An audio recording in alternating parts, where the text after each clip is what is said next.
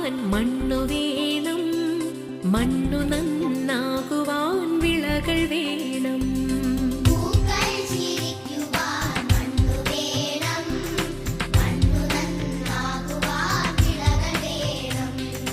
വാക്കുകൾ വിത്തായി വിളയിക്കുവാൻ വേണം വിദ്യാലയം.